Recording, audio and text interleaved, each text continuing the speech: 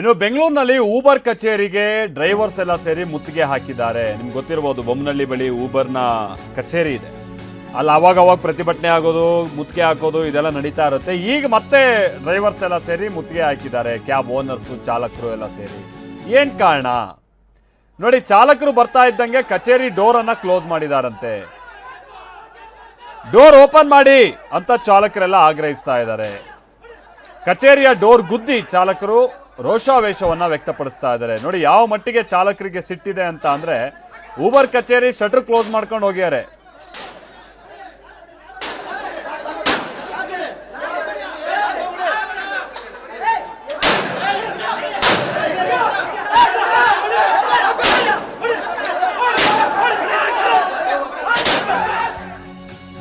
ಈ ಮಟ್ಟಿಗಿನ ಸಿಟ್ಟು, ಆಕ್ರೋಶ ಯಾವ ಕಾರಣಕ್ಕಾಗಿ?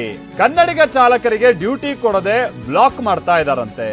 ಊಬರ್ ಕಂಪನಿಯಿಂದ ಕನ್ನಡಿಗರಿಗೆ ಅನ್ಯಾಯ ಆಗ್ತಾ ಇದೆ ಅನ್ನುವಂಥದ್ದು ಆರೋಪ. ಕನ್ನಡಿಗ ಚಾಲಕರಿಗೆ ಉದ್ಯೋಗ ಕೊಡ್ತಾ ಇಲ್ಲ. ಬಾಂಗ್ಲಾ ಹಾಗೆ ಬೇರೆ ರಾಜ್ಯದ ಚಾಲಕರಿಗೆ ಹೆಚ್ಚಿನ ಮಣೆ ಹಾಕ್ತಾ ಇದ್ದಾರೆ. ಡಿಎಲ್ ಇಲ್ಲದ ಚಾಲಕರಿಗೂ ಕೂಡ ಅವಕಾಶ ನೀಡ್ತಾ ಇದೆಯಂತೆ ಕಂಪನಿ. ಊಬರ್ ಕಂಪನಿಯ ಈ ನೀತಿಯ ವಿರುದ್ಧವಾಗಿ ಇದೀಗ ಕನ್ನಡಿಗರು ಸಿಡಿದೆದ್ದಿದ್ದಾರೆ. ಬೊಮ್ಮನಹಳ್ಳಿಯಲ್ಲಿರುವಂತಹ ಊಬರ್ ಕಚೇರಿಯಲ್ಲಿ ಇದರ ವಿರುದ್ಧವಾಗಿ ಪ್ರತಿಭಟನೆ ನಡೆಸಲಾಗಿದೆ. ಭಾರತ್ ಟ್ರಾನ್ಸ್ಪೋರ್ಟ್ ಅಸೋಸಿಯೇಷನ್ ನೇತೃತ್ವದಲ್ಲಿ ಹೀಗೆ ಪ್ರತಿಭಟನೆ ನಡೀತಾ ಇದೆ. ಪೊಲೀಸರು ಕೂಡ ಸ್ಥಳಕ್ಕೆ ಬಂದಿದ್ದಾರೆ.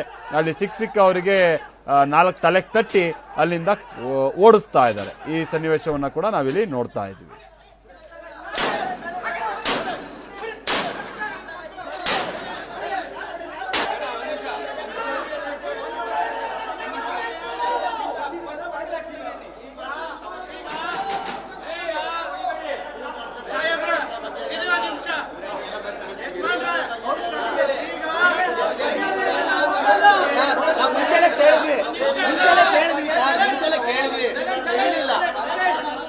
ಇದೊಂದು ಊಬರ್ ಕಂಪನಿ ಅನ್ನೋದು ದೊಡ್ಡ ಕಳ್ಳ ಕಂಪನಿ. ಇದು ಕರ್ನಾಟಕದಲ್ಲಿ ಬಂದು ನಮ್ಮ ನೆಲದ ಕಾನೂನನ್ನ ಗೌರವಿಸದೇ ಇದ್ಮೇಲೆ ಇಂಥ ಕಂಪನಿ ನಮಗೆ ಬೇಡ ಅಂತ ನಾವು ಹೇಳ್ತಾ ಇದೀವಿ. ಯಾಕಂದ್ರೆ ಸಾವಿರಾರು ಜನ, 10ರಿಂದ 25,000 ಜನ ಹೆಚ್ಚು ಕಡಿಮೆ ಫ್ಲೀಟ್ ಕಂಪನಿಗಳನ್ನ ಇಲ್ಲಿ ತಗೊಂಡ್ಬಂದು ಇಲ್ಲಿ ಕನ್ನಡದ ನೆಲದಲ್ಲಿ ಹುಟ್ಟಿರುವಂತಹ ಕನ್ನಡದ ಡ್ರೈವರ್ಸ್ಗಳಿಗೆ ಇವತ್ತಿನ ದಿನ ಕೆಲಸ ಇಲ್ದಿದ್ದಂಗಾಗಿದೆ.